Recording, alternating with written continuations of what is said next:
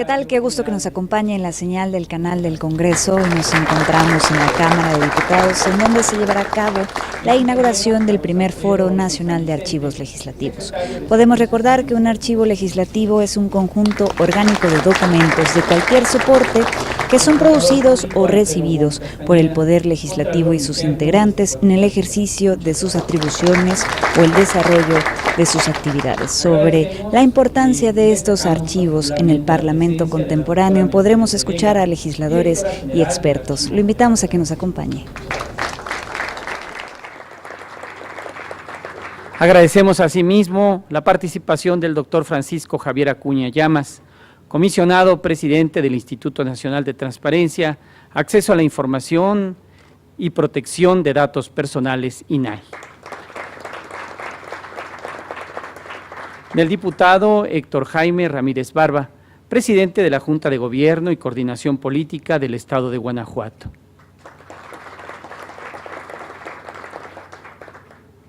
También agradecemos la participación del ingeniero Alfonso Rojas, director general de Gestión de la Información y Estudios del INAI. Muchas gracias, ingeniero. Por parte de la Cámara de Diputados nos acompaña el licenciado José María Hernández Vallejo, director general de Servicios de Documentación, Información y Análisis. Del licenciado Manuel Vilchis García, director de Bibliotecas y Archivo. Muchas gracias, licenciado. Y del licenciado Sergio René Becerril Herrera, subdirector de Archivos y Documentación. Muchas gracias, licenciado. Escucharemos a continuación la intervención de la diputada Guadalupe Murguía Gutiérrez, presidenta de la Cámara de Diputados. Por favor, diputada.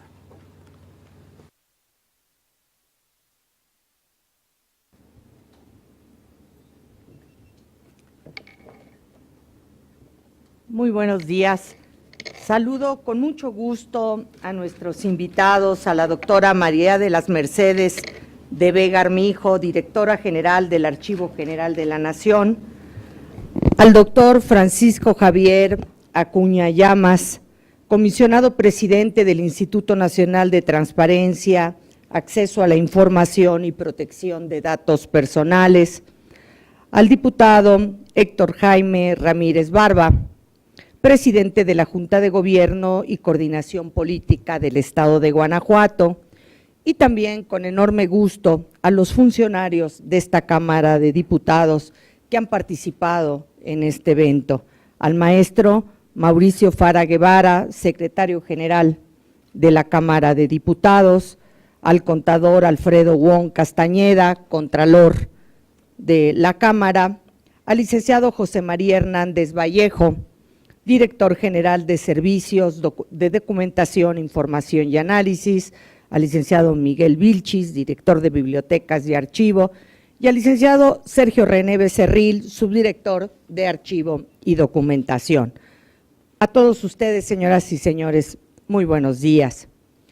El propósito que hoy nos congrega es el establecer una mayor colaboración y coordinación entre los archivos del Congreso de la Unión, de las legislaturas locales, el Archivo General de la Nación y el Consejo Nacional de Archivos, a fin de garantizar la integración del Sistema Nacional de Archivos con apego al marco jurídico vigente. Los archivos han sido siempre un marco de referencia histórica y el acervo documental que refiere con exactitud la memoria de nuestro transitar por el México de ayer y el México de hoy. El Archivo del Congreso de la Unión es permanente guardián de la historia legislativa de nuestro país. A través de su consulta se fomenta el conocimiento y se difunde la cultura social y política. Esa cultura que ha contribuido a la construcción de nuestra democracia participativa. Revalorar la importancia y la condición de los archivos fortalece nuestras instituciones, nuestra identidad y contribuye a profundizar el conocimiento sobre nuestra historia y también del presente de nuestro país. Por eso celebro que en el marco del Consejo Nacional de Archivos, órgano colegiado responsable de establecer una política nacional de archivos públicos y privados, así como las directrices nacionales para la gestión de documentos y la protección de la memoria documental nacional, se haya organizado este primer Foro Nacional de Archivos Legislativos. En la Cámara de Diputados tenemos clara conciencia sobre la necesidad de construir una legislación que sea lo suficientemente adecuada y moderna para evitar que el avance de las nuevas tecnologías dicte sentencia definitiva para la existencia y resguardo de nuestra memoria documental. Este foro reafirma el compromiso que tenemos en la Cámara de Diputados con la transparencia, la rendición de cuentas en beneficio de nuestro país. Es por eso que estamos trabajando para la aprobación de una Ley General de Archivos, última pieza legislativa del Sistema Nacional de Transparencia. Deseo que esta reunión sea un espacio propicio para reflexionar sobre la importancia de los archivos legislativos en el Parlamento contemporáneo, para analizar el papel de los archivos legislativos en la consolidación del Sistema Nacional de Archivos, para trabajar en generar las condiciones que permitan conformar una mejor plataforma de intercomunicación y de intercambio de ideas, información, noticias y discusión en temas que son de interés en materia de archivos parlamentarios. Esto nos permitirá fortalecer el quehacer de los responsables de los archivos legislativos a nivel nacional, identificar necesidades, fomentar la interrelación y diseñar acciones de coordinación y cooperación en el marco del Sistema Nacional de Archivos. Deseo que estos trabajos rindan frutos muy importantes y sus resultados contribuyan a generar en la comunidad el desarrollo de valores para preservar el patrimonio documental de la nación. A todos ustedes, enhorabuena, mucho éxito y esta es su casa, la casa de todos, la Cámara de Diputados. Muchas gracias. Muchas gracias, diputada presidenta. Se ha distinguido por su dedicación e impulso a la educación, la cultura y la generación de conocimientos.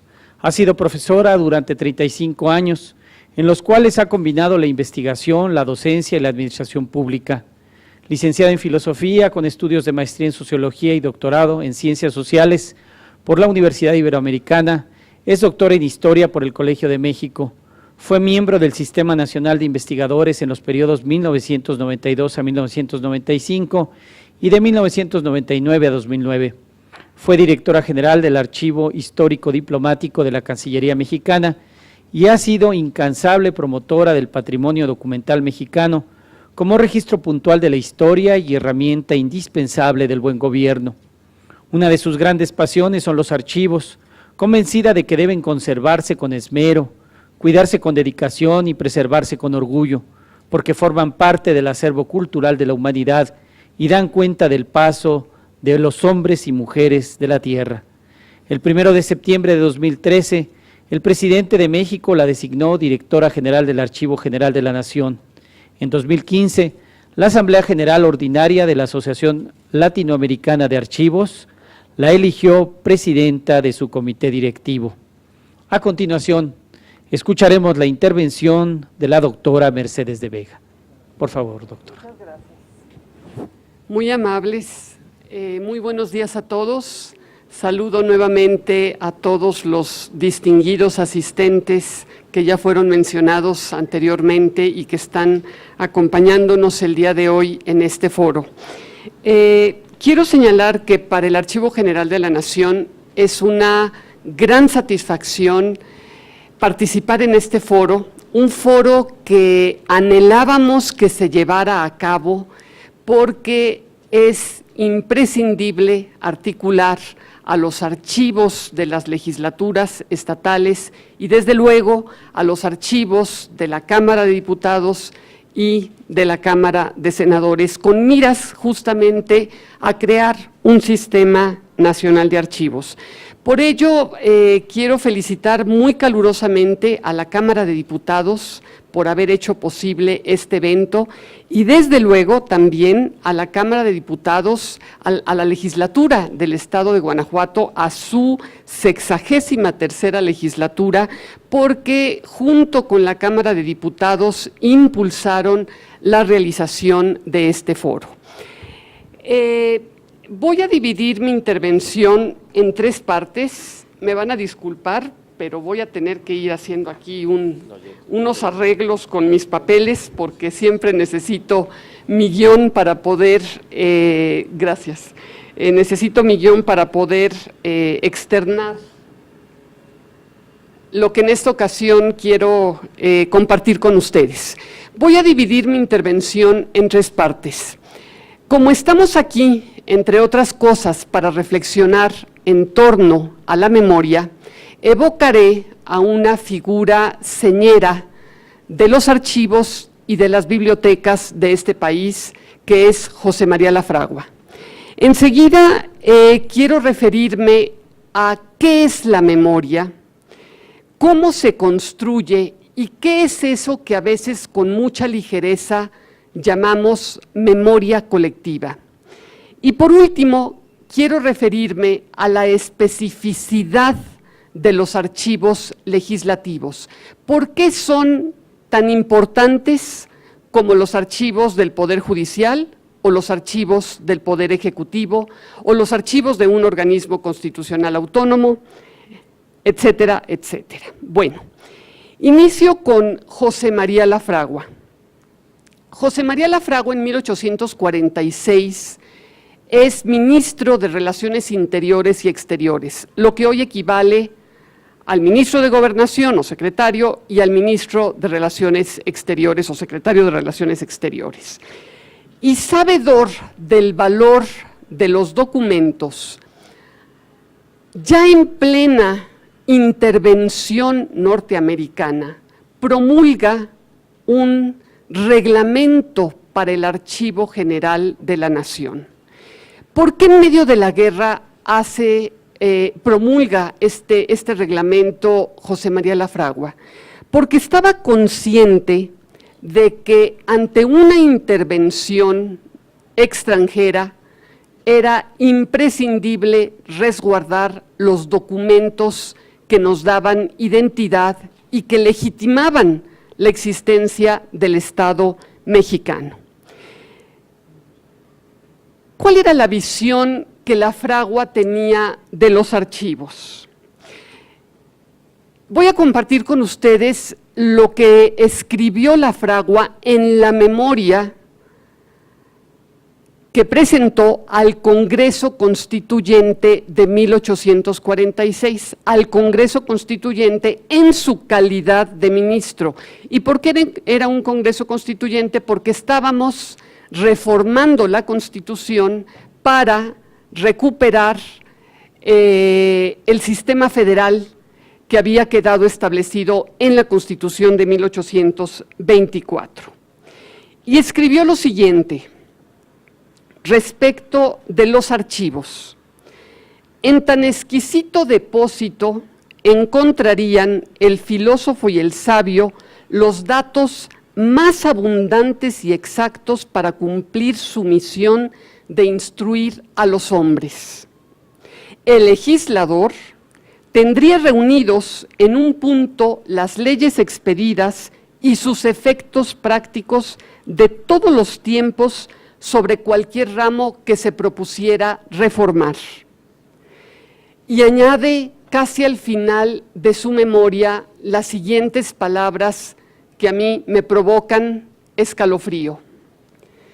Pero una tenaz fatalidad se ha obstinado siempre en impedir la conservación de objetos tan interesantes para la felicidad y gloria de los mexicanos. Y menciona enseguida José María Lafragua, la destrucción deliberada, la mutilación, la venta, perpetradas, dice él, por algunos funcionarios, provocando un daño irreparable a la nación y contraponiéndose, dice Lafragua, al progreso del género humano y destruyendo sus bienes más preciosos. Para Lafragua, por ello, el estadista auténtico reconoce que los documentos del Estado son un asunto conexo con la prosperidad de los pueblos y su buen resguardo es el termómetro de la cultura. Fíjense ustedes qué frase más profunda. Por ello, en la misma lectura de su memoria ante el Congreso, a los diputados les dijo lo siguiente: el gobierno, es decir, él como representante del Poder Ejecutivo, le dice a los diputados en ese momento, el gobierno recomienda al Congreso la nueva oficina. Se refería a una nueva sede para el Archivo General de la Nación. Y espera, fíjense ustedes, y espera de la ilustración de los representantes del pueblo toda la protección de que es merecedor el Archivo General.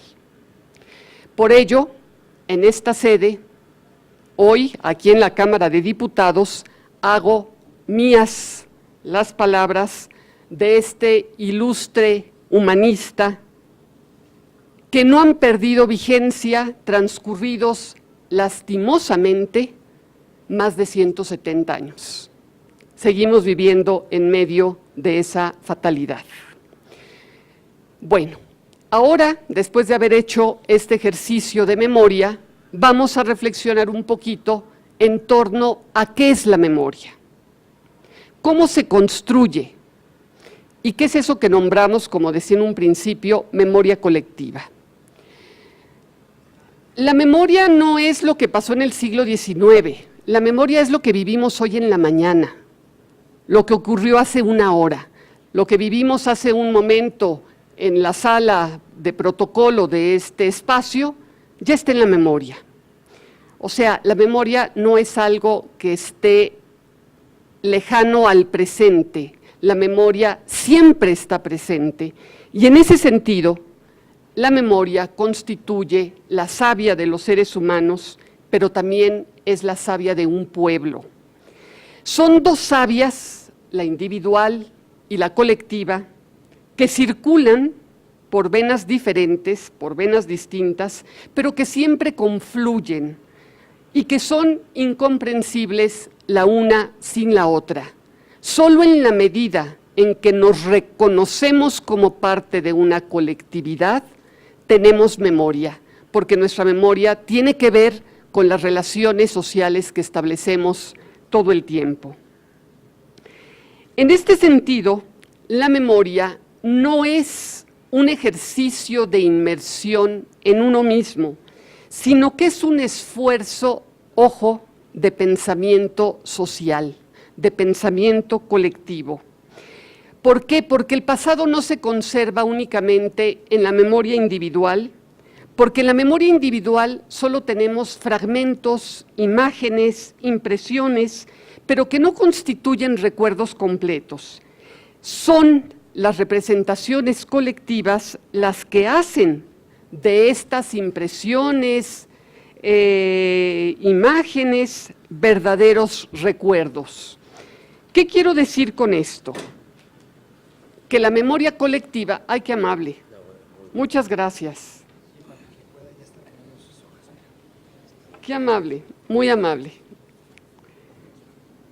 En este sentido, por ejemplo, en el caso de México, forman parte de nuestra memoria colectiva todos los héroes de la independencia, todos los héroes de la Reforma, por poner algunos periodos, digamos, particularmente relevantes de nuestra historia, o bien los héroes de la Revolución. Entonces, ¿quiénes son los productores de la memoria colectiva?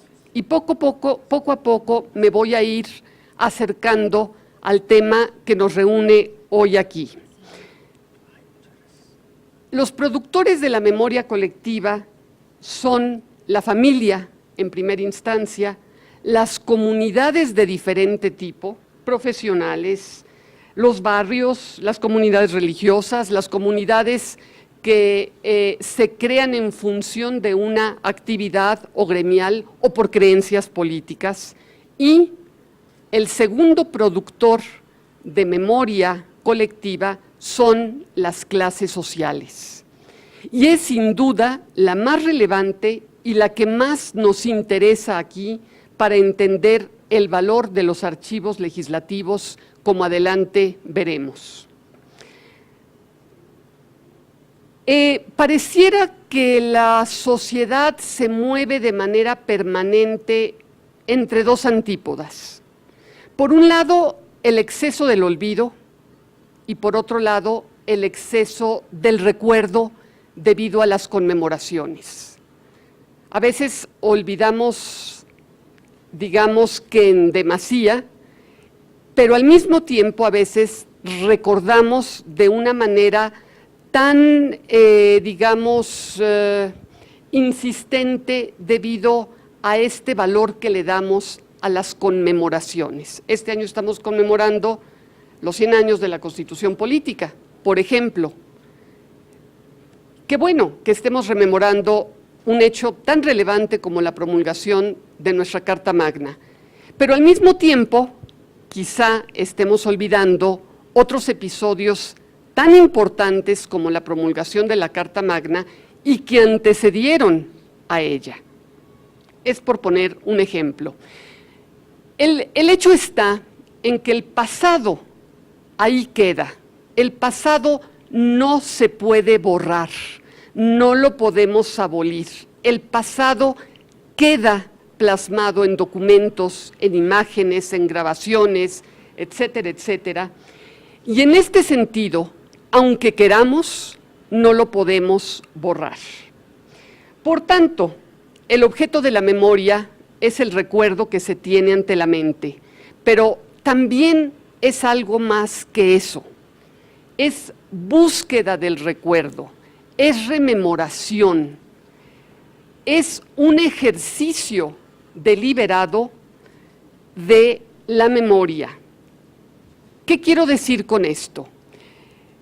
Que tenemos que pasar de una memoria a secas, por decirlo de alguna manera, a una memoria reflexiva, a una memoria de sí mismo y a una memoria de la colectividad de la que formamos parte. ¿Y cómo podemos construir esa memoria reflexiva? ¿Cómo podemos pasar de una memoria estrictamente individual a una memoria que abarque a la colectividad? Bueno, pues es aquí en donde aparecen con toda su fuerza los archivos. Una forma precisamente de construir la memoria es pasar del estadio del testimonio, del estado del registro consignado en un documento, en un expediente, a la explicación, a la comprensión y finalmente, cuando se puede, no todos pueden, no todos los hombres, no todos los seres humanos tenemos la habilidad de pasar del nivel de la explicación o de la comprensión al nivel del ejercicio escritural de la representación del pasado. ¿Qué quiero decir con esto? Me refiero al discurso histórico, al discurso legislativo, al discurso antropológico, al discurso jurídico, al discurso filológico, científico o tecnológico. Para todos esos discursos, los archivos tienen elementos que aportar. En este sentido, la huella que permanece en los archivos tiene el valor de un signo, pero es un valor que tenemos que decodificar y lo tenemos que hacer presente cuando un hecho ya transcurrió. Por eso, en este ejercicio de construcción de la memoria, estamos en una dialéctica permanente entre lo que es la presencia, la ausencia, la distancia, pero luego estamos frente a la aparición de lo que ya ocurrió, a la reaparición de lo sucedido. Entonces, el ser humano se mueve en medio de esta dialéctica entre aparición y desaparición. Pero ¿cómo ocurre la reaparición? Justamente ocurre en forma de documento. Una foto, una carta, un plano, un mapa, un relato oral. Y aquí quisiera recordar, o bueno, si no tienen noticia de esto, el Colegio de la Frontera Norte está haciendo un interesantísimo proyecto de historia oral de los deportados mexicanos, porque no construyen, porque no dejan huella de su paso por ese trance tan doloroso que es la migración. Y entonces, como no dejan huella escrita muchas veces, el COLEF, decidió hacer una historia oral de los deportados a México. Bueno, de los deportados por el gobierno de Estados Unidos a su lugar de origen. Por eso me parece fundamental conjurar la amenaza del olvido, evitando la desaparición de las huellas que dejamos los seres humanos a lo largo de nuestro paso por la Tierra. Y son las huellas documentales las que han dado precisamente lugar a esa institución que llamamos archivo.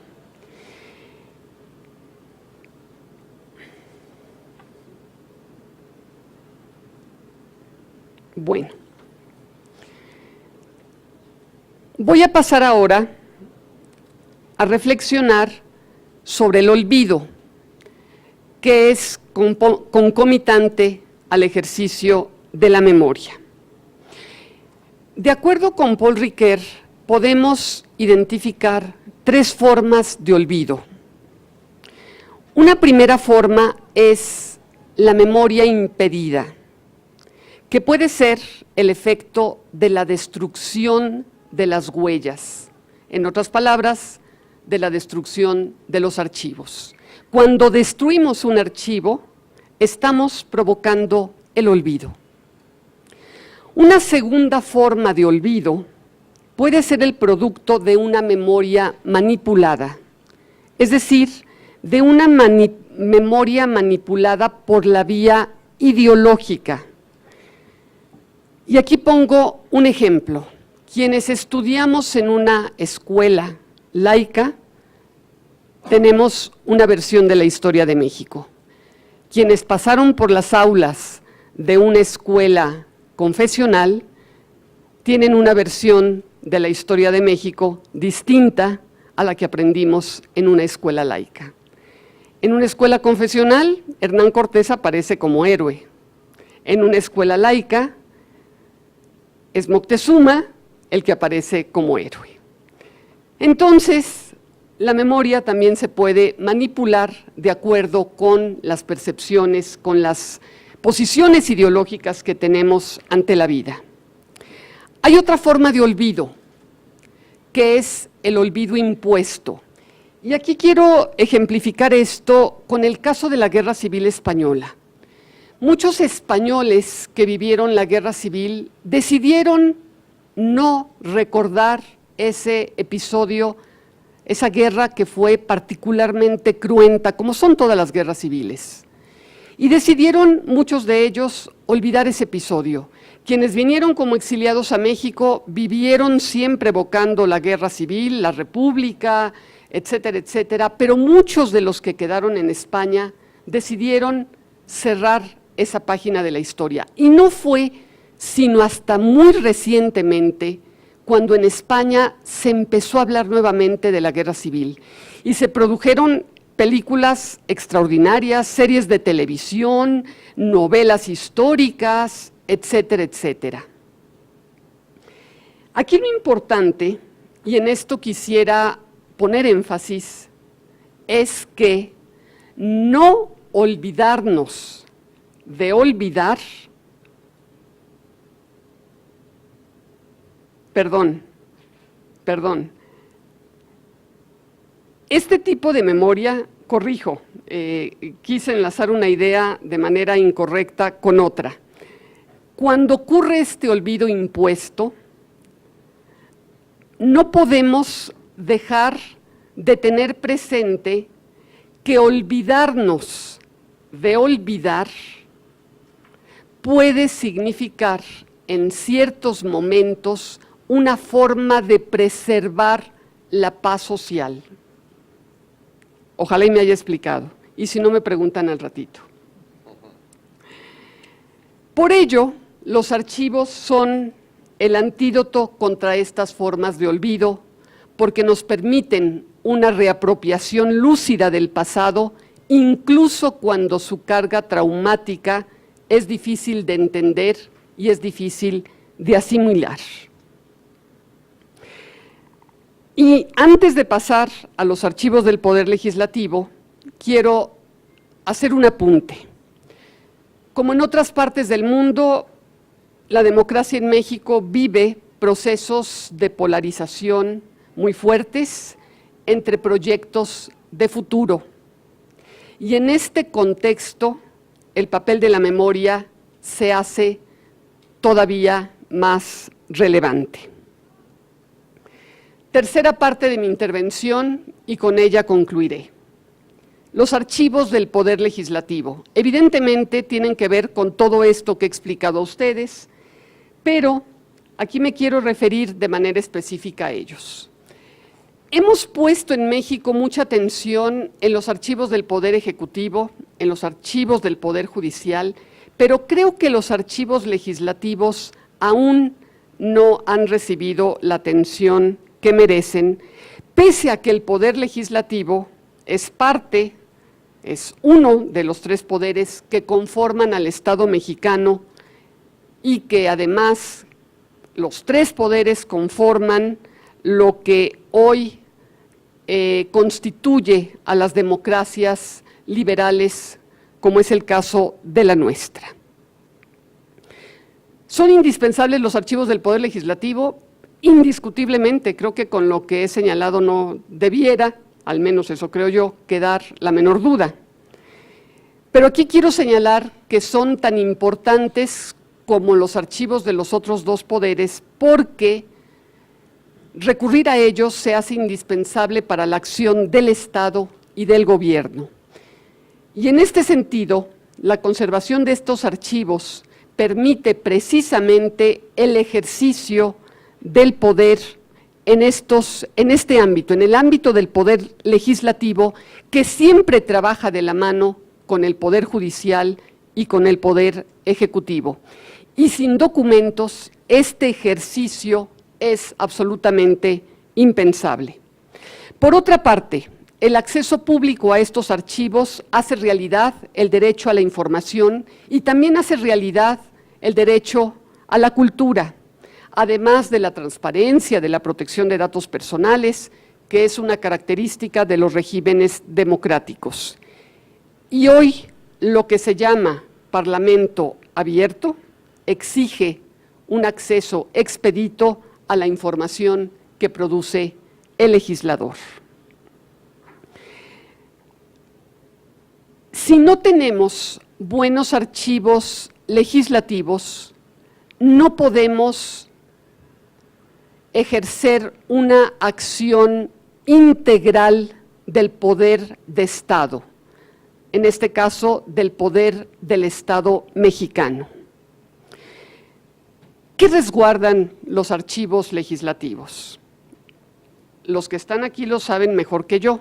Yo voy a aventurar algunas ideas. Creo que en primer lugar, los archivos legislativos resguardan los proyectos de nación que hemos definido a lo largo de nuestra historia y que en su momento hemos aprobado, como por ejemplo cuando decidimos abandonar la monarquía y erigirnos en una república federal en 1823-24, o cuando optamos entre un Estado laico o un Estado confesional, o entre una república federal o una central, y para hablar de algo más reciente, las reformas estructurales que ocurrieron, que están ocurriendo en este sexenio y que constituyen definitivamente una redefinición del Estado mexicano en el ámbito económico y en particular en materia de telecomunicaciones. No me refiero a la reforma educativa, pero cuando menos en estos dos ámbitos hay una redefinición de lo que es el Estado mexicano, y creo que hay que resguardar todos los documentos en los que se soportó la emisión de estas reformas. Segundo, característica de los archivos legislativos. Decía la diputada presidenta de la mesa directiva, los archivos legislativos reflejan la pluralidad del Estado mexicano. Sí, en este sentido, los archivos legislativos resguardan las corrientes de pensamiento, las posiciones ideológicas, los intereses de las clases sociales o de los grupos sociales representados y, ¿por qué no?, enfrentados en el Congreso. Por eso, la memoria colectiva pasa también por los archivos legislativos. En este sentido, son cruciales para entender eso que llamamos memoria colectiva, memoria que no es ni única ni indivisible, sino que por el contrario es múltiple y es diversa, porque es un constructo de las clases sociales que requieren de ese constructo para reconocerse y perpetuarse. Voy a concluir con una cita, bueno, dejo esa cita para después, para concluir con ella, y mencionar otra característica de los archivos legislativos. Son un microcosmo de todas las variables que conforman los espacios locales, regionales y del espacio nacional. Y ahora, si me permiten, voy a citar a un pensador francés que a principios del siglo XX escribió una obra que se llama La memoria colectiva, y dice así: no se nace campesino, gran propietario, granjero, peón rural, en el sentido de ser portador desde el nacimiento de todos los rasgos que caracterizan a los hombres que ejercen estos oficios. Tampoco se nace burgués, empresario, abogado, magistrado, ni obrero de la gran industria, y yo añadiría aquí legislador, ¿por qué no? Pero esas categorías sociales, dice Holbach, existen, están bien demarcadas. Cada una de ellas determina la conducta de los miembros que abarca. Aquí hay una memoria colectiva del Poder Legislativo, sin duda alguna. Les impone motivos de acción bien definidos, les imprime su marca, una marca propia y bien distinta,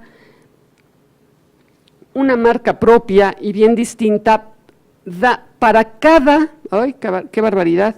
Aquí está, perdón, para cada grupo, con tal fuerza que los hombres que forman parte de clases sociales separadas, aunque vivan en un mismo medio y en una misma época, nos dan a veces la impresión de pertenecer a especies diferentes.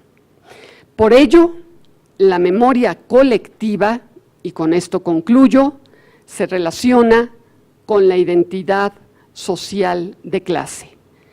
Y en el Congreso de los mexicanos están representadas todas las clases sociales de este país.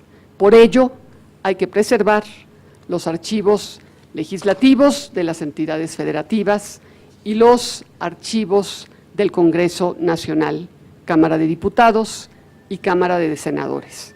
Muchas gracias por su paciente atención. Agradecemos la intervención de la doctora Mercedes de Vega. Queremos agradecer la presencia entre nuestros asistentes también del licenciado Moisés Partida Esparza, quien es director del Archivo Histórico del Senado de la República. El doctor Francisco Javier Ramírez Acuña.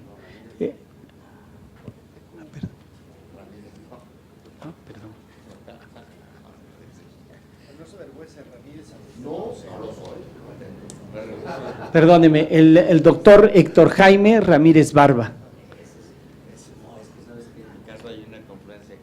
Perdón, es que… me acreditan al otro político. Sí. Perfecto. No, es el doctor Héctor Francisco Javier, ¿verdad? Perfecto. Francisco Javier es licenciado en Derecho por la Universidad Regiomontana y doctor en Ciencias Políticas y Sociología por la Universidad Complutense de Madrid. Fue catedrático de posgrado en la especialidad de Derecho a la Información en la Universidad Nacional Autónoma de México. Autor de diversos libros y publicaciones sobre temas relacionados con derechos humanos y discriminación, transparencia electoral, derecho a la información, transparencia y corrupción, datos personales y acceso a la información, por citar algunos. Actualmente es columnista del diario El Excelsior y El Financiero de México. Fue coordinador de información, documentación y transparencia del Tribunal Electoral del Poder Judicial de la Federación de 2011 a 2014.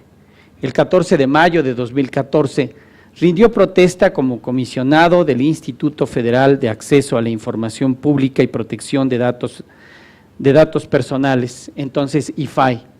El 12 de mayo de 2017, el Pleno del Instituto Nacional de Transparencia, Acceso a la Información y Protección de Datos Personales eligió al comisionado Francisco Javier Acuña Llamas como presidente para el periodo 2017-2020.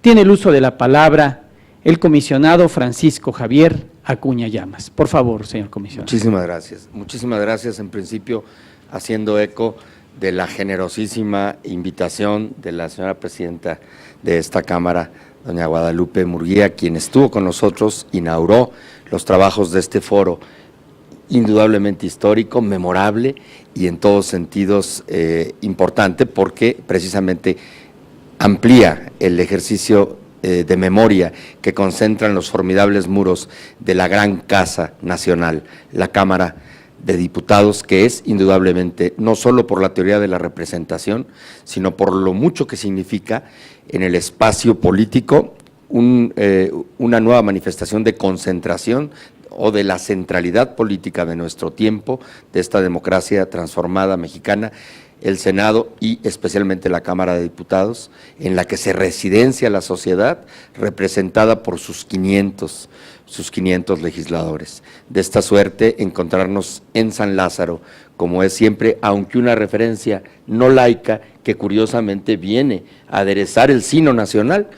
Qué bueno que la Cámara de Diputados se encuentra en San Lázaro, porque ahí se explica que finalmente no cabe haber ni confesionales absolutos, ni laicos que se vuelvan laicistas y que persigan también una indiscutible referencia que hace el Sino Nacional, la capacidad de conciliar la historia del país en un abrazo generoso de Cortés con Cuauhtémoc, que hace al fin de cuentas el ejercicio de la confluencia mexicana.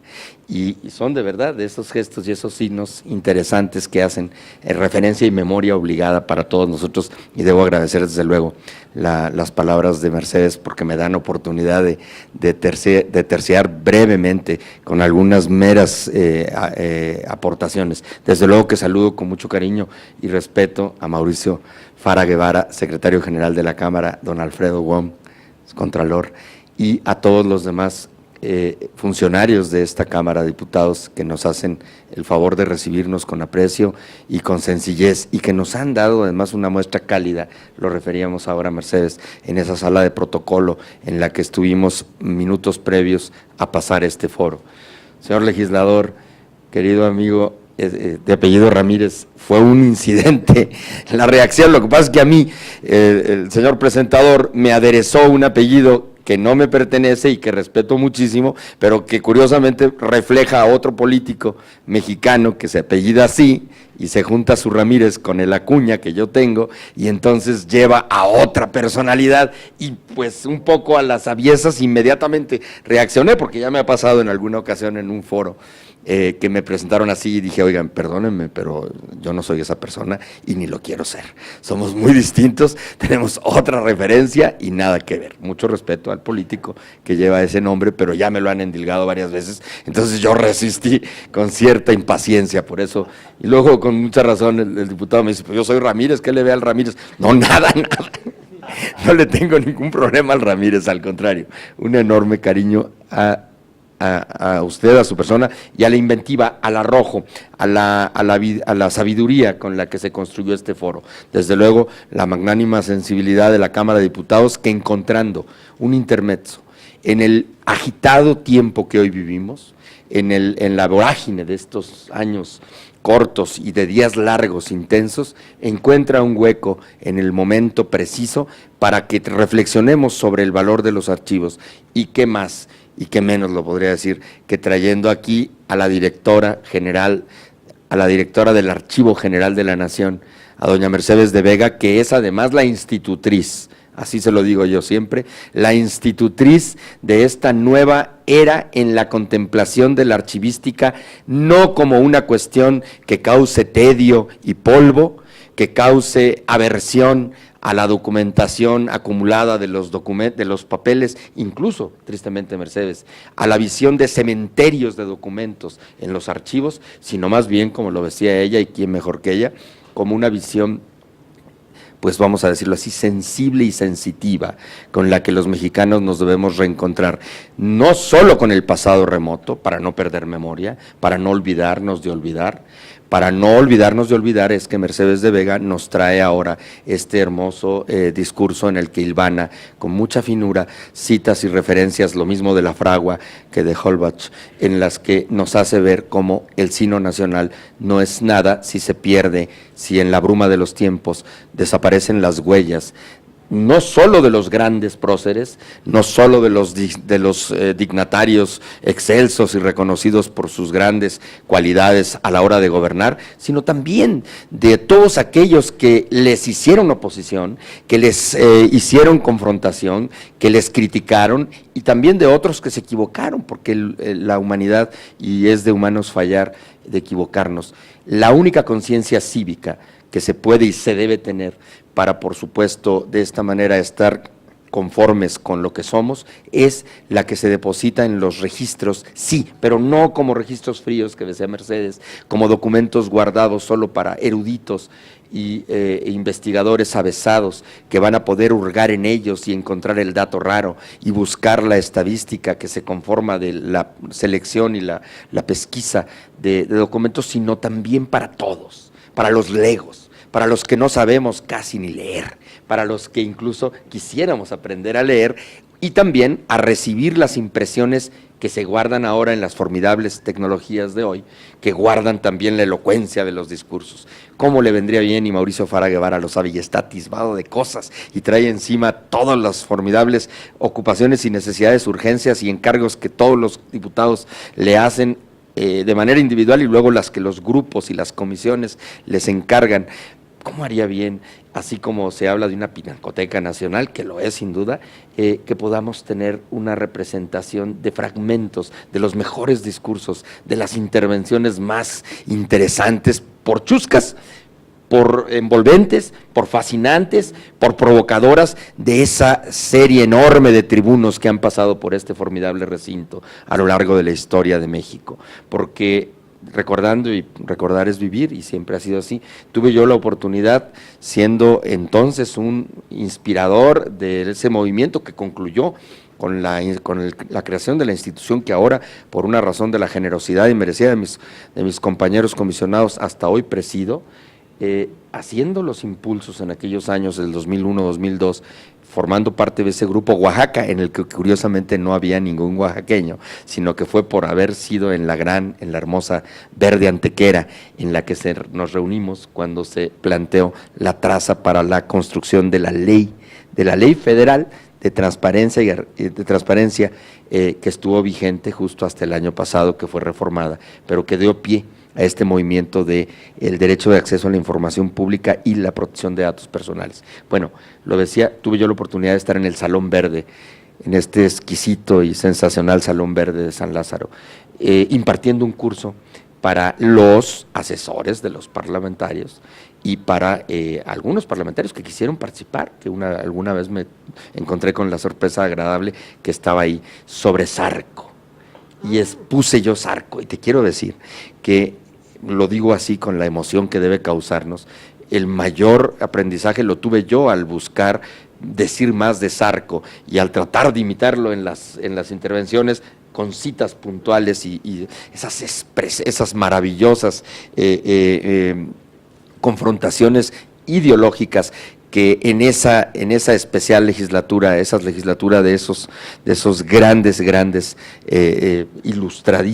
ilustres e ilustrísimos parlamentarios que hubo en el siglo XIX, concretamente en los años 50, justamente para dar nacimiento a la Carta Política de 1857, y que naturalmente dejaron un testimonio que nos sigue irrigando hasta ahora de sabia política, de una comprensión agigantada, una clase que se agigantó a las circunstancias nacionales, y cómo le vendría bien fragmentos, generar que la Cámara, que lo es vital y habitable, porque es vivencial.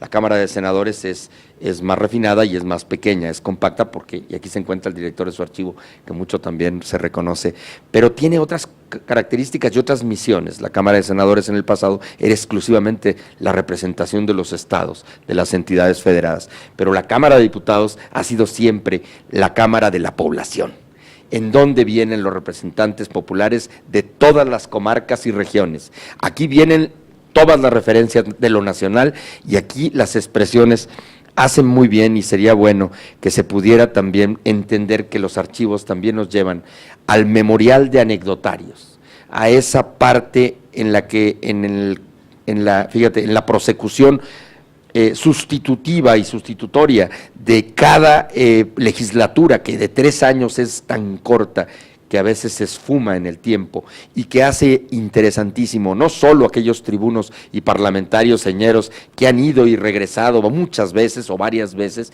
y que también hacen posible una cuestión que hace genial su papel y su representación, sino de aquellos que fueron fugaces y estuvieron tan solo una vez, pero que dejaron no solo iniciativas interesantes, a lo mejor algunas en la congeladora, que también tanto se habla de ello, que haga, sino lo que dejaron en el transcurrir del día a día, como decía Mercedes, en la vitalidad de la Cámara del día a día. Sería interesantísimo la referencia de todos los que fueron secretarios generales o lo han sido de esta Cámara, de todos los contralores, de todos los funcionarios que han hecho posible sostener esta enorme organización de movimientos y de agenda, que es impresionante. Solo quienes lo han vivido lo pueden referir, y sería muy útil conocer e invitar a los jóvenes de hoy, a los niños, a conocer y a hurgar, no a hurgar, porque se los debiéramos facilitar de manera más sencilla, para que pudieran, ahora que llevan civismo y las clases obligadas en las licenciaturas, especialmente a las licenciaturas de Derecho y a las que se acercan a politología, a sociología, a conocer más sobre los debates parlamentarios, que no quede solo el ir a visitar las exposiciones de motivos de las leyes creadas como la oportunidad restringida para abogados o para estudiantes de abogacía, estudiantes de politología o de sociología, sino que quede como un asunto que permita a los jóvenes saber cuándo se aprobó la ley esa o la ley otra que tanto causó debate o polémica, y que quede a la mano los detalles incluso chuscos, las simpáticas referencias entre los liberales y los conservadores. Quiero traer a la memoria, dado que se dio la cuestión de la... Yo estuve en ambas, yo fui educado en colegio confesional, pero también fui estudiante de una escuela federal, Ignacio Manuel Altamirano, la escuela federal Ignacio Manuel Altamirano de Río Grande, Zacatecas. Y tuve la compaginación y lo que decías tú, el ver las dos visiones, los dos hemisferios con los que se podía ubicar la construcción nacional. Pero quiero aquí recordar un pasaje anecdótico en la que un parlamentario llamado Juan de Dios, y lo puedo decir porque son personas públicas, Juan de Dios Castro, ilustre hidrocálido de Aguascalientes, que fuera senador y luego gobernador,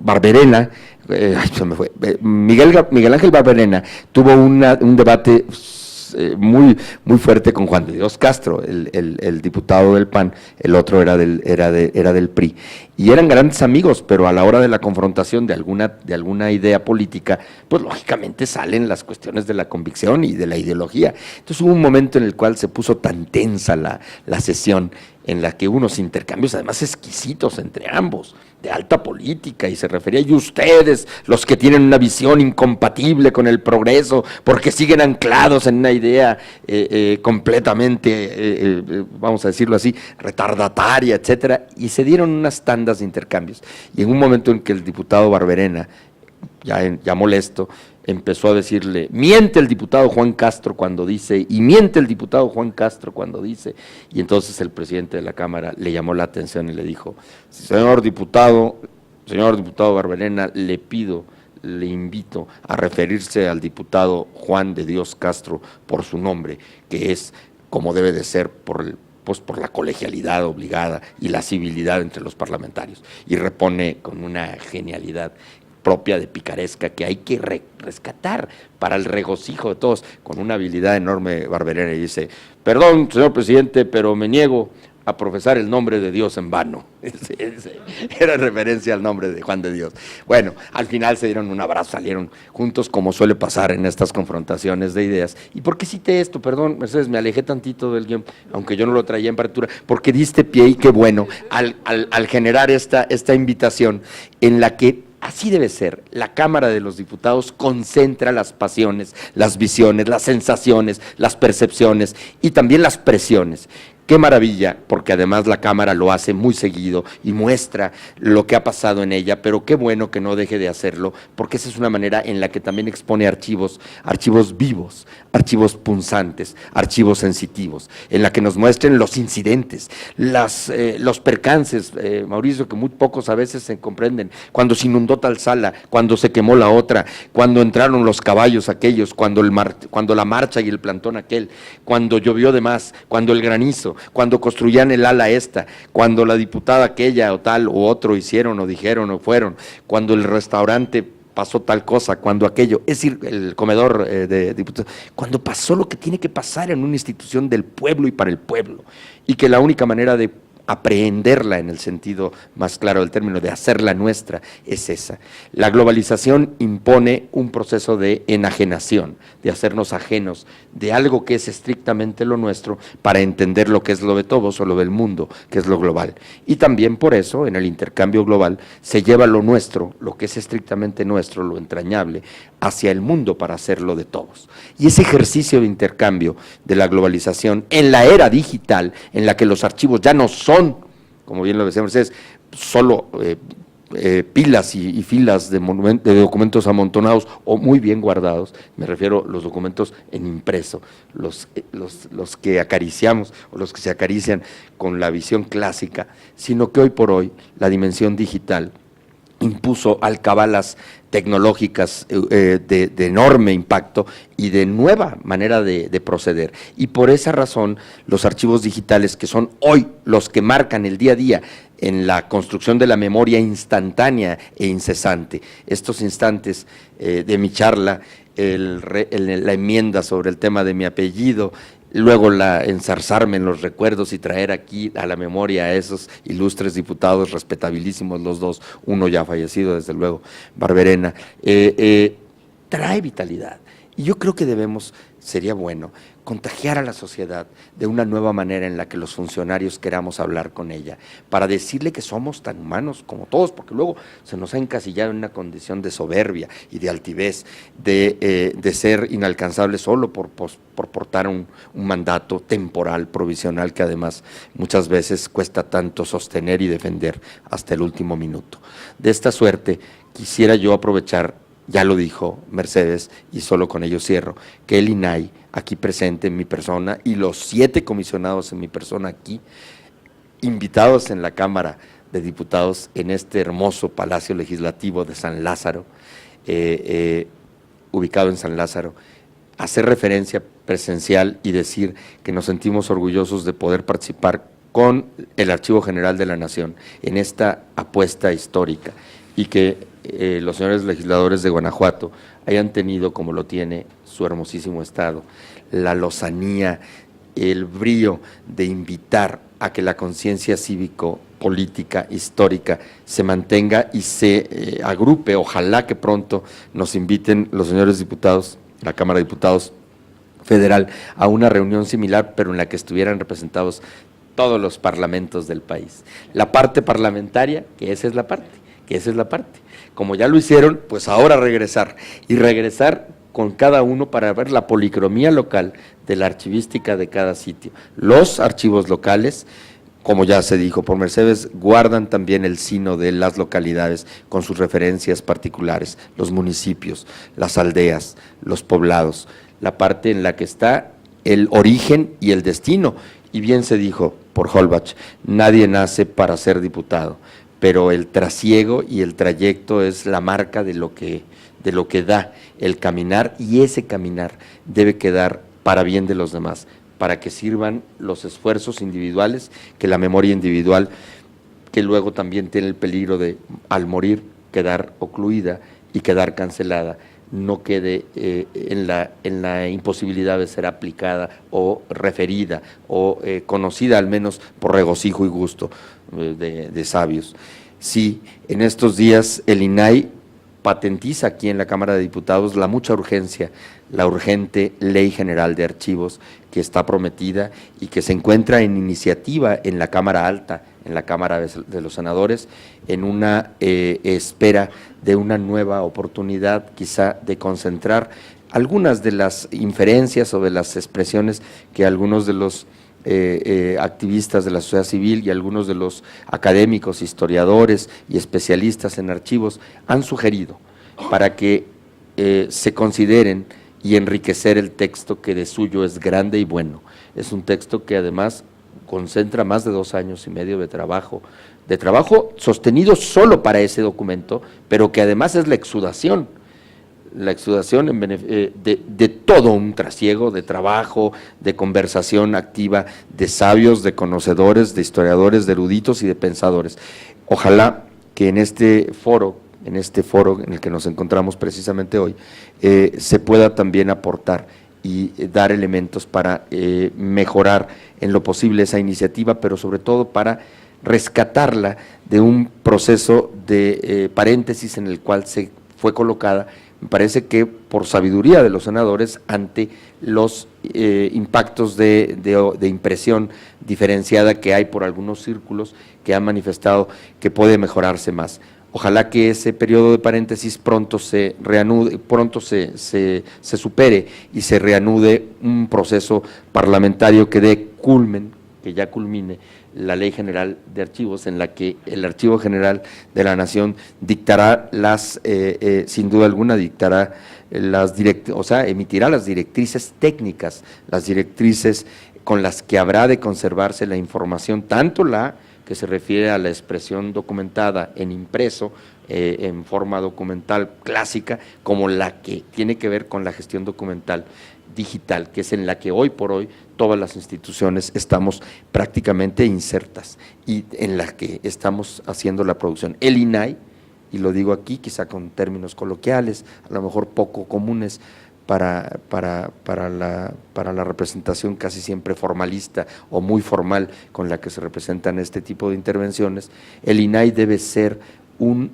actuante y útil vigilante de que la información que se concentra en el archivo de trámite, o sea, en el archivo de trámite, que es el primero de los archivos de todas las instituciones del país, al menos las 868 a las que por mandato constitucional le toca al INAI ser un custodio y un vigilante y un supervisor, le ayude al AGN desde la visión operativa, a cuidar que la información que se aloja en el archivo de trámite se cuide debidamente, para que de ahí la que haya de pasar al archivo de concentración y eventualmente al archivo histórico, ya propiamente, sea un trance virtuoso y no vaya a haber cancelaciones por voluntariosa intención, por ignorancia manifiesta.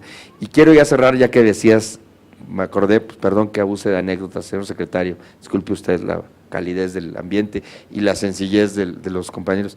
Me acordé ahorita que dijiste, cuando decías el tema de la República y el caso de España, que es un país al que yo particularmente quiero, porque además allí estudié 4 años mi doctorado.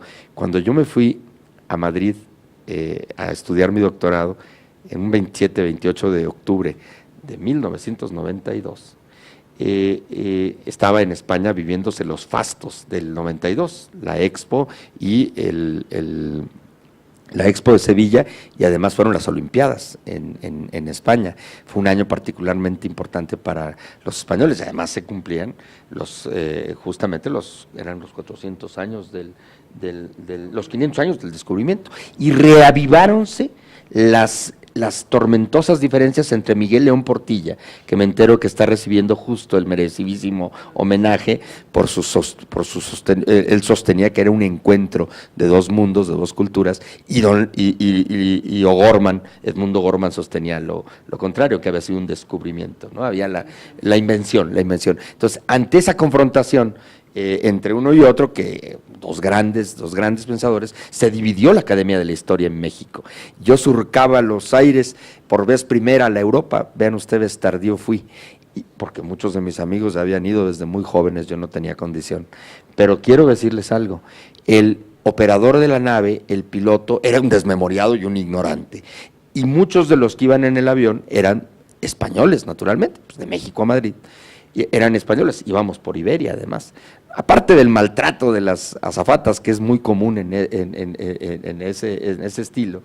Cuando íbamos, perdón, ahí sí me equivoco, no era en Iberia, era en Aeroméxico, y el piloto era un mexicano de muy poca historia, y por eso es que pasó lo que les voy a decir. Cuando íbamos aterrizando, se le ocurre al piloto, por hacerse, pues, comedido, a lo mejor como yo, en esta mañana de foro, y por querer pasar grato a los oyentes, o simplemente por referir algo, dijo: bienvenidos, estamos por aterrizar en la República de España.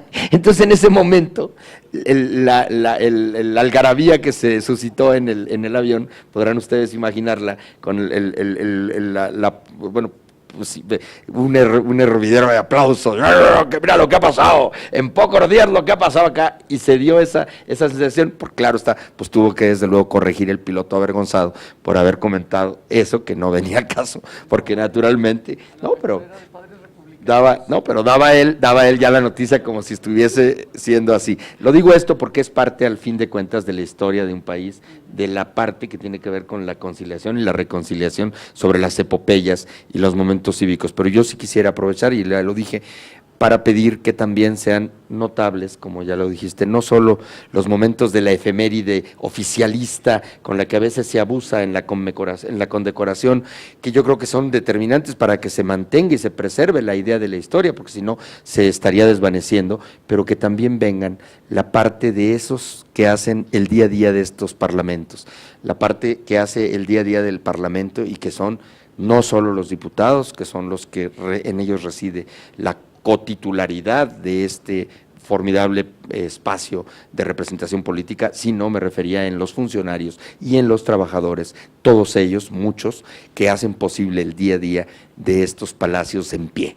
Para que haya leyes, sí, se requiere que haya mucho antes y mucho después, en las mañanas y en las noches, haya muchas acciones, muchas faenas, que se ponga todo de pie, que esté todo como debe de estar para que funcione el Parlamento, y esa parte no la debemos olvidar ni perder de vista, en la necesidad de las instituciones, valiéndose del valor de los archivos y del testimonio que refleja el trabajo arduo que las justifica, poder llegar a los jóvenes, a la población de nuestro país, con un mensaje que les haga entender que las instituciones mexicanas están de pie por la valía de muchísimos mexicanos que día a día y sin esperar ningún reconocimiento ni aparecer en ninguna gran placa conmemorativa, sus nombres pasan ahí las horas y las vidas, y ahí dejan su vida. Sería muy útil para la mexicanidad de hoy tener testimonio de lo mucho que representa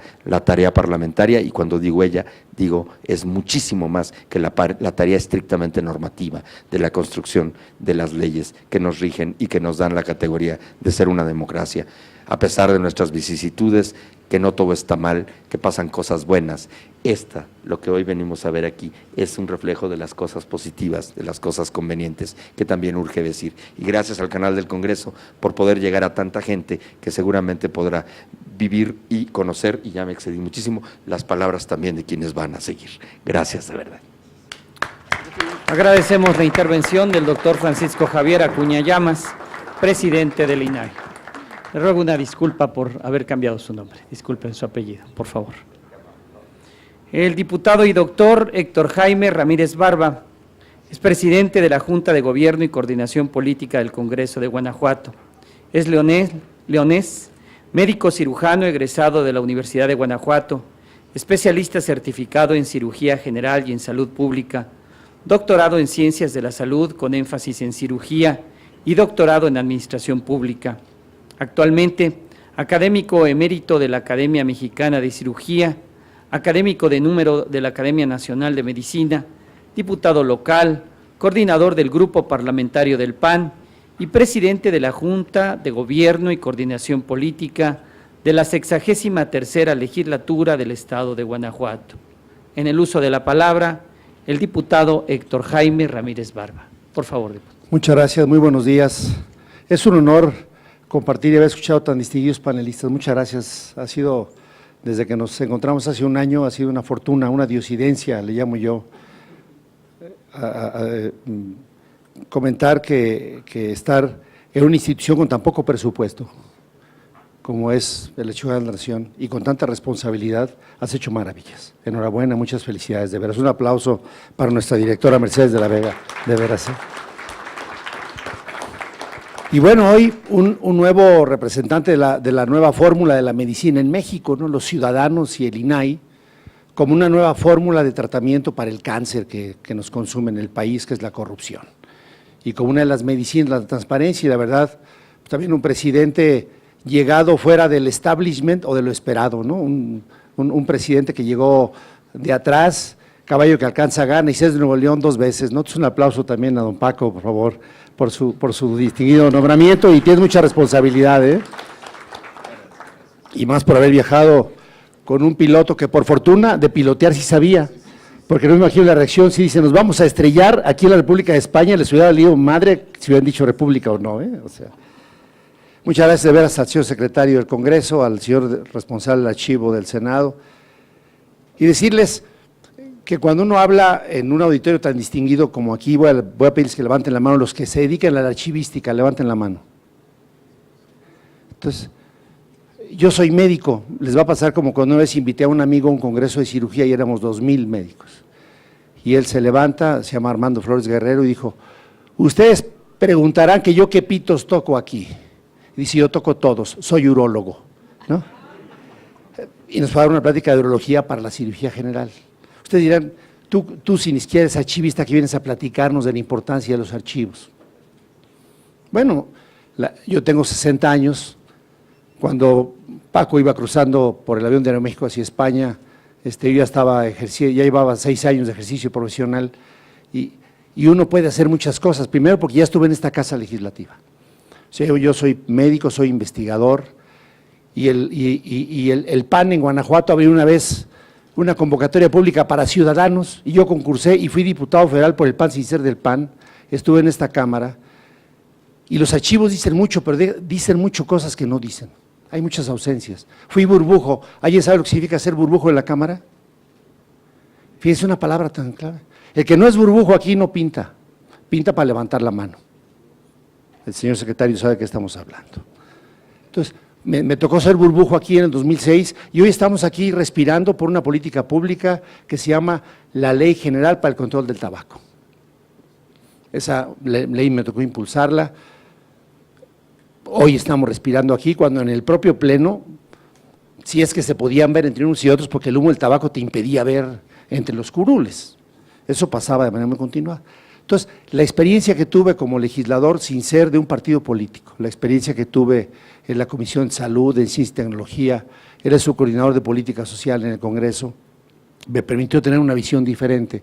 Y luego en el Ejecutivo fui secretario de Salud 2 ocasiones, secretario de Desarrollo Social y ahora como legislador local, y la edad hace que se conjuguen las cosas, por eso digo que ha sido muy afortunado haber llegado al Archivo General de la Nación ahora que estuvimos en el Congreso local y conocer a Mercedes y a todo el equipo de trabajo, porque todos ustedes, los archivistas que están aquí hoy, Paco, son raza aparte, están picados por una enfermedad incurable, porque los verás dedicados, atentos, y aparte no se cambian, a veces ni siquiera por mejora salarial, o sea, están metidos en su tema, que son gente verdaderamente enajenada. Haz de cuenta los institutos y centros de investigación de los congresos y que tienen que traducir mucho lo que habría que hacer.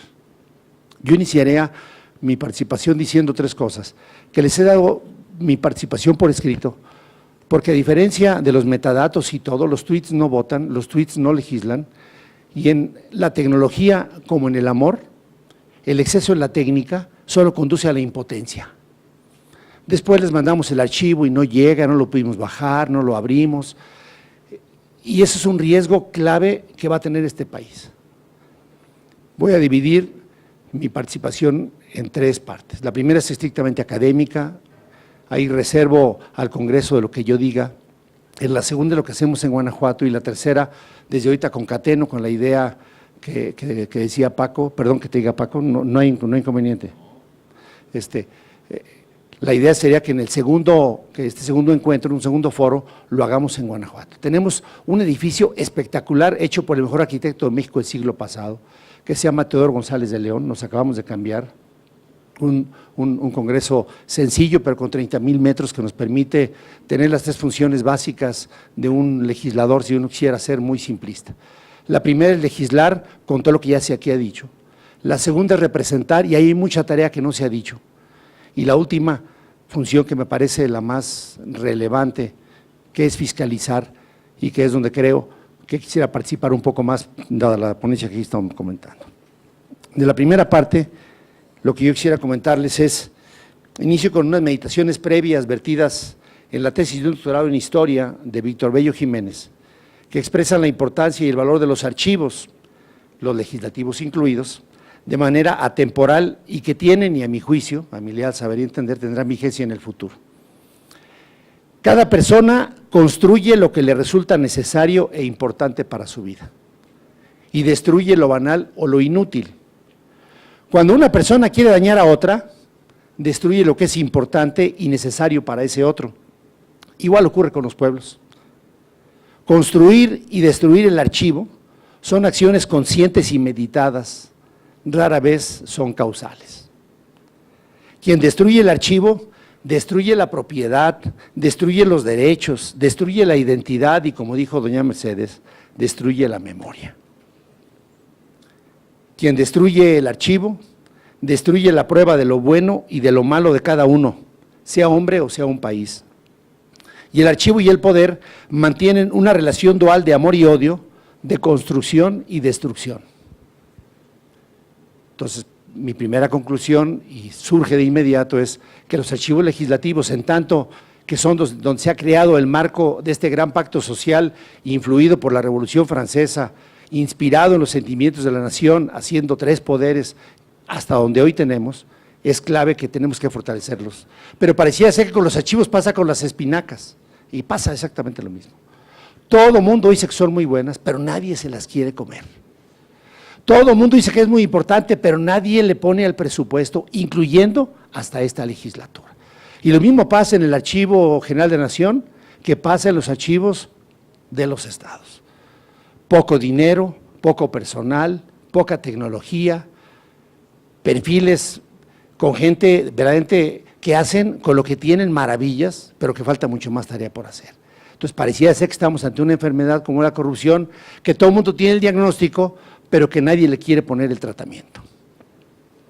Existe, por otro lado, evidencia que a través de los siglos, todos los sistemas de gobierno han establecido políticas archivistas siempre sometidas al interés del poder político, lo que se ha traducido, por ende, en una serie de debilidades en el acceso a la información, entre las que se encuentran la falta de transparencia en la actuación de la administración y el poder. Una consecuencia inmediata es la corrupción, evidenciado que es de vital importancia una correcta gestión de documentos para que exista una transparencia capaz de paliarla. Se reconocen desde las etapas absolutistas, donde, por ejemplo, los reyes dictaban las normas a seguir en la producción y custodia de documentos con la finalidad de controlar al pueblo y al poder local, siendo los documentos simplemente el aval de los derechos de la corona en turno y la participación ciudadana es nula. Bastantes de esos documentos tenemos en México.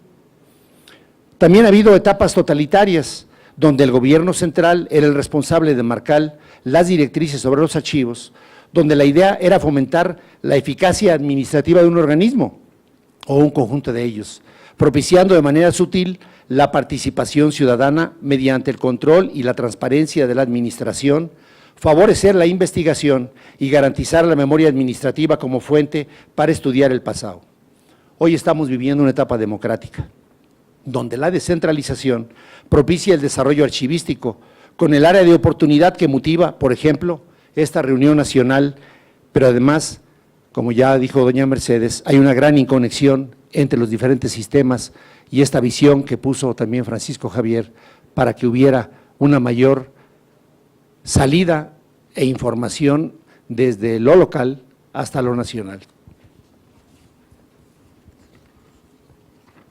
En este espacio temporal se pretende la vinculación del documento por igual con la administración y el ciudadano, pero aún los objetivos no se cumplen con las garantías que se debiera.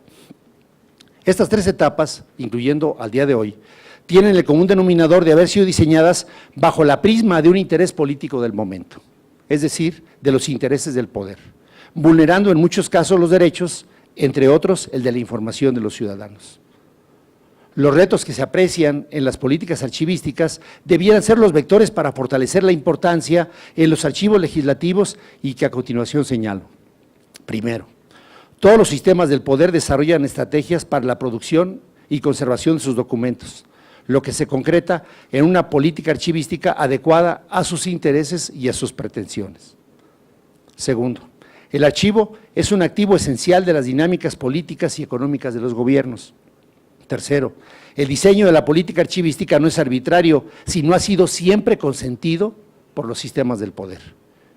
Cuarto, todas las políticas muestran una gran precariedad legislativa, dado que las leyes no son desarrolladas en todos sus extremos. Solo se dispone lo que es básico para que el archivo cumpla con la función que se espera de él, esto es, legitimar al poder gobernante, ya sea a través de la apropiación de la historia o de la pretendida transparencia administrativa. Y el mejor ejemplo es la ley general que está en proceso. Entró en 2015, lleva 2 años, no sale. A pesar de tanta gente inteligente que ha participado en ella, hay intereses detrás de todo esto que impiden que salga. Llámenlos OSCs o llámenles fuerzas fácticas. En la ley del tabaco nunca va a estar en los archivos las preventas que se daban a los legisladores para ir, por ejemplo, a las carreras que estuvieron en Inglaterra o los cruceros que les pagaran para que las cosas no salieran. Eso, como dijera don León Portilla, premiado ayer por la Universidad de Salamanca, eso se encuentra en la voz de los olvidados y eso debía ser rescatado.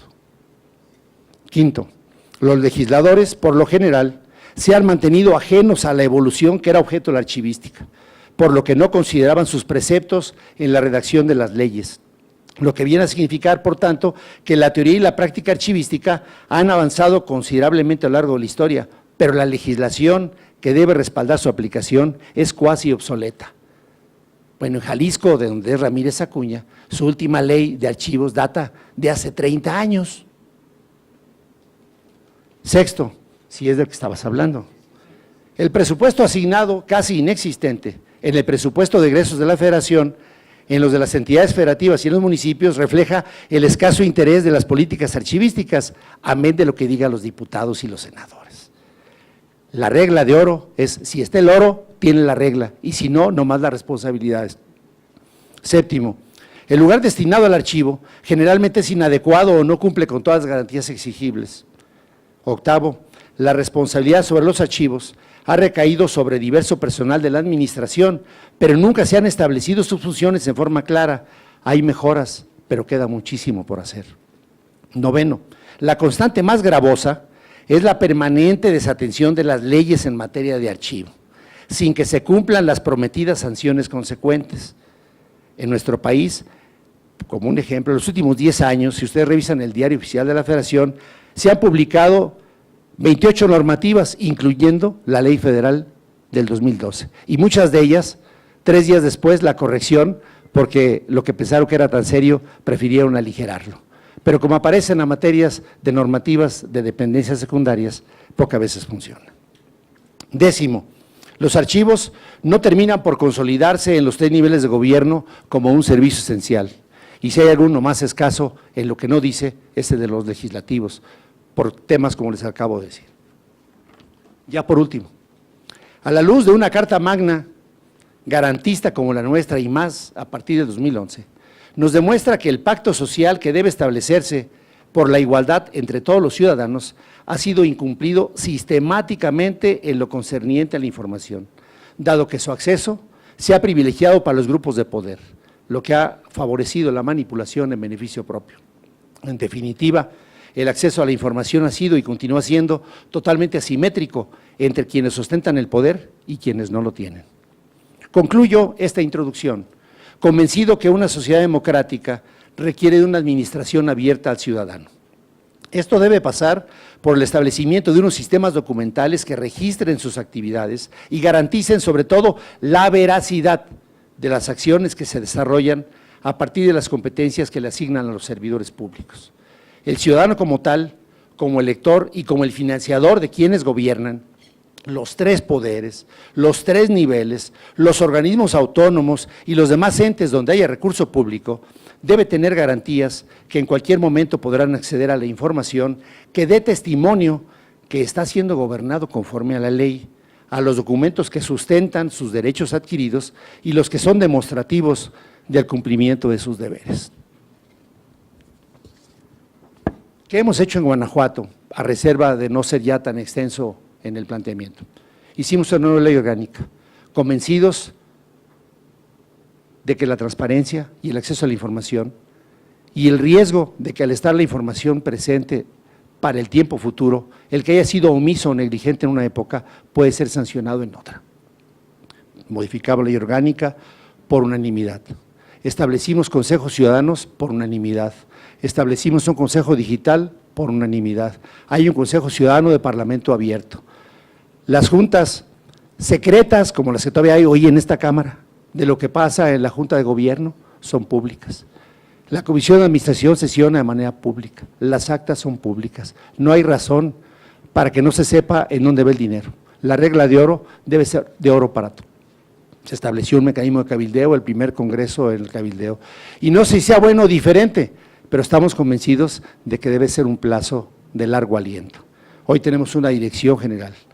Guanajuato en 1822 tiene sus actas y un archivo histórico, digitales hemos dado unos discos, pero ya está en línea, todo digitalizado hasta la fecha. Tenemos todas las actas, están las visiones de aquellos legisladores que formaron parte del constituyente inicial. Desde el 24 había una dirección de archivos, y hoy hay una dirección general, y los demás hechos relevantes de este Congreso abierto, que ha sido reconocido por otros organismos ahora, insisto, tan ciudadanos como el IMCO y organizaciones civiles, pues están dando una muestra de que al menos con esta transparencia veríamos si funciona.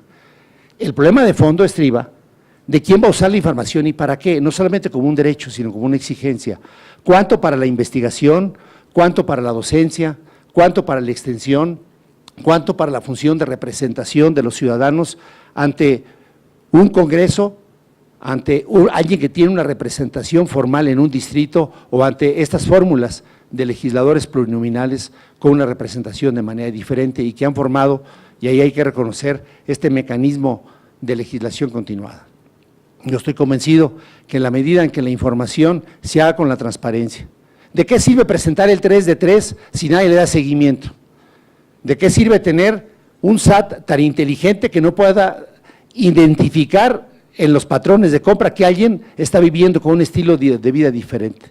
¿De qué vale el conocer que una ley no sale porque hay factores fácticos si no hay ningún archivo que diga por qué no está saliendo? ¿De qué sale? Digo, y entiendo que hay acuerdos políticos, no nos estamos chupándose el dedo, debe haber etapas diferentes, pero ¿de qué sirve tanta secrecía que se vea utilizado? En el cáncer hay tratamientos hoy que con crema se cura y hay cánceres que aún amputando una mano, amputando un seno, la gente fallece. Yo tengo mucho temor que no se vea el milagro del ordinario. Ustedes no saben cuánto mide el esófago, pero saben que comiendo pasa por ahí y sale. Aquí el planteamiento es que no sabemos qué pasa con todo lo que queda en los archivos legislativos del por qué no pasó.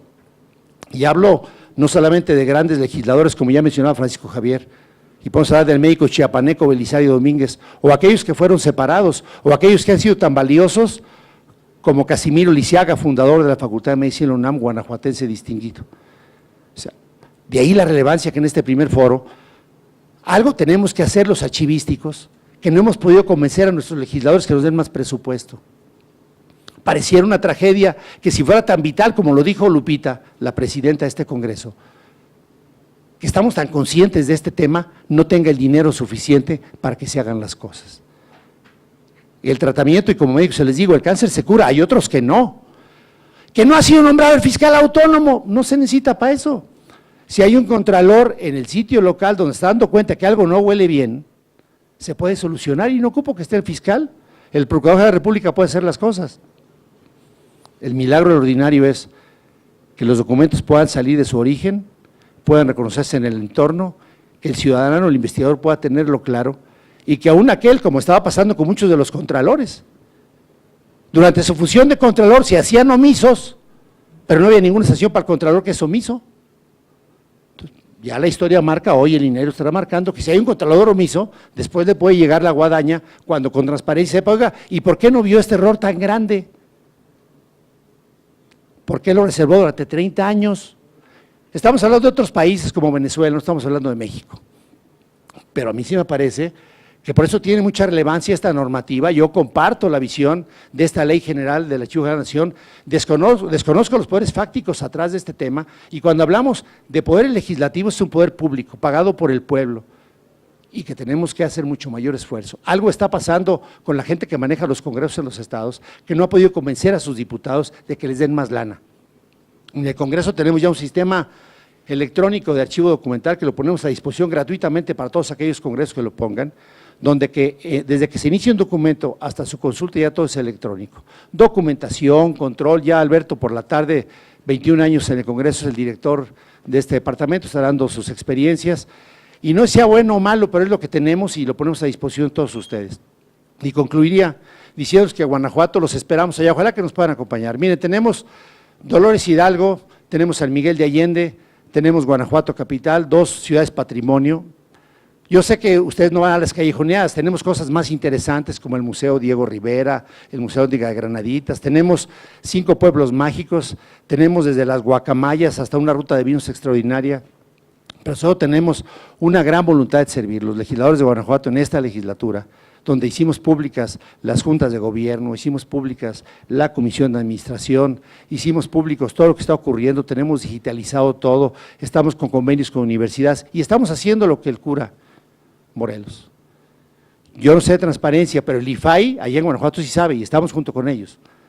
No sabemos de arquitectura, recurrimos a quien sepa, porque al final si las leyes no median entre la opulencia y la indigencia no están sirviendo. No importa qué digamos o qué hagamos. El archivo es clave, los archivistas son clave, la rectoría de un instituto como el Archivo de la Nación es clave. Lo demás depende de nosotros. Muchas gracias. Muchas gracias, señor diputado. Aunque son indispensables e igual de importantes como los de otros poderes de la Unión, los archivos legislativos no han recibido la atención que merecen. Y si no tenemos estos archivos legislativos, no se puede ejercer una acción integral del poder del Estado mexicano. Esto se advirtió en el primer panel del primer Foro Nacional de Archivos Legislativos. Nosotros nos despedimos, no sin antes invitándole a que siga todo el acontecer legislativo a través de la señal del canal del Congreso. Gracias y hasta la próxima.